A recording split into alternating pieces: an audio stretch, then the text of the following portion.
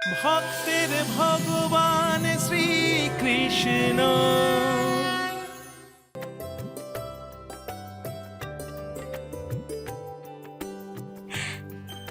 এই দেখো, বলতে না বলতেই এসে গেছে।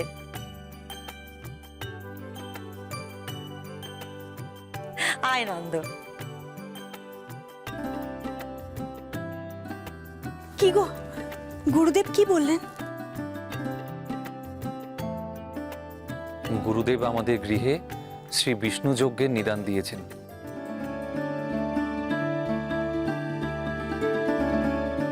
উনি বলেছেন এই যজ্ঞ করলে আমরা সমস্ত অশুভ শক্তির হাত থেকে রক্ষা পাব।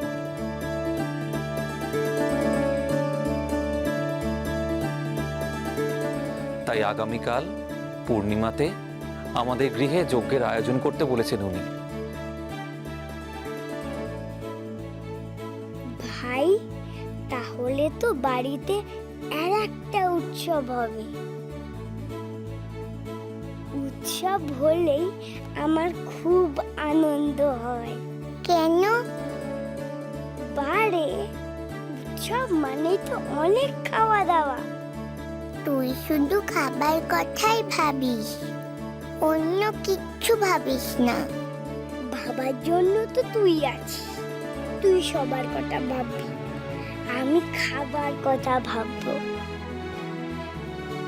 শোনো, গুরুদেব কিন্তু বারবার বলে দিয়েছেন এই যজ্ঞের আয়োজনে যেন কোনো রকম ত্রুটি না থাকে। কাল খুব প্রত্যুষে বাড়ির স্ত্রীলোকেরা যমুনায় কলসি ভরে জল আনতে যাবে, কিন্তু সতর্ক থাকতে হবে এক বিন্দু জল যেন মাটিতে না পড়ে।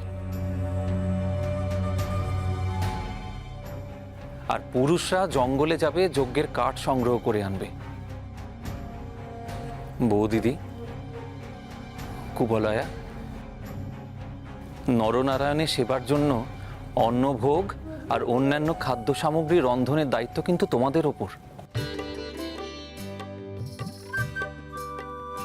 আর এই যজ্ঞের উপকরণ আর অন্যান্য আয়োজনের দায়িত্ব আমার আর যশোদার উপর।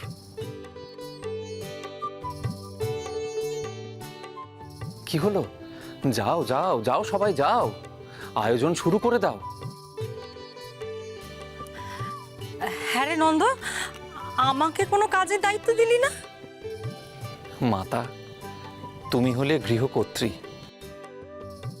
সবচেয়ে বড় কাজের দায়িত্বটা কিন্তু আমি তোমার জন্য রেখেছি মাতা। তুমি বাড়ি বাড়ি গিয়ে সবাইকে নিমন্ত্রণ জানিয়ে আসবে।